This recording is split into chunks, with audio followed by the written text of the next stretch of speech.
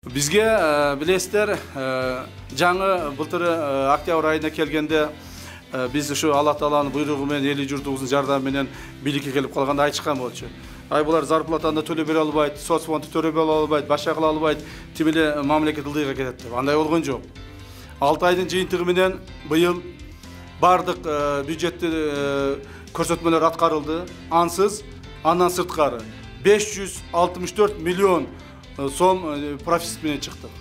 То есть акчабыз ашып калды. Былтыры быйылкы жылдын бюджети 162 миллиард боло турган болсо, биз быйыл бюджетти 220 миллиард менен жабабыз, Кудай буйрса. Эмдиги жылкы бюджетибиз 250 миллиардтан жогору болот. То есть биз резко көтөргөнгө мүмкүнчүлүк түзүлүп атат. Мына зарплаталар көтөрүлүп атат, социалдык төлөмдөр көтөрүлүп атат, военный служащийлердики 50% көтөрүлдү. Жанагы ички аскерлердики 40% көтөрүлдү. 2000ден алып аткан жанагы социалдык төлөмдөр 4000ге көтөрүлдү. 4000ден алып аткандар 1-октябрдан баштап 6га көтөрүлдү. 1-январдан баштап 8ге көтөрүлөт.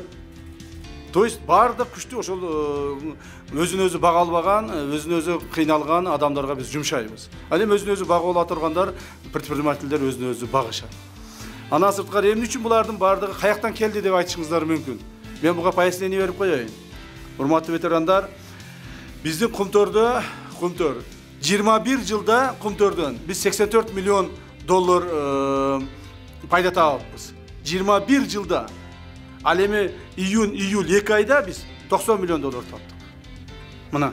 Мына акчабыз каякта жатат. Мына Кыргызстандын акчасын талап тоноп эле жеп атышкан.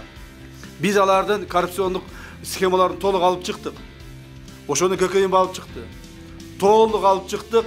Биздин мурдагы жетекчилердин бардыгын алды, коррупциондук системага катыштыгы бардыгын аныктадык.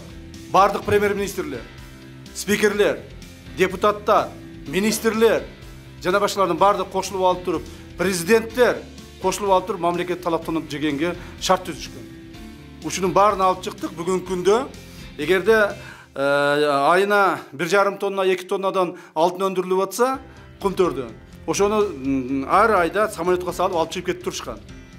Бүгүнкү күндө 1 грамм алтын чыккан жок. 1 грамм алтынды бирөөгө талатып аткан жокпуз. Килограмм эмес. Ушунун эсебинен Кыргызстаныбыз, мамлекетибиз азыр акчасы пайда болду. Байып калды, Кудай буйрса. Эмдиги жылдан баштап мындан дагы көбүрөөк иштерди аткарабыз. Андан башка биздин Кыргызстандагы Кумтөрдөн башка дагы Тоо кен тармагындагы өтө көп чоң коррупциялык элементтер бар.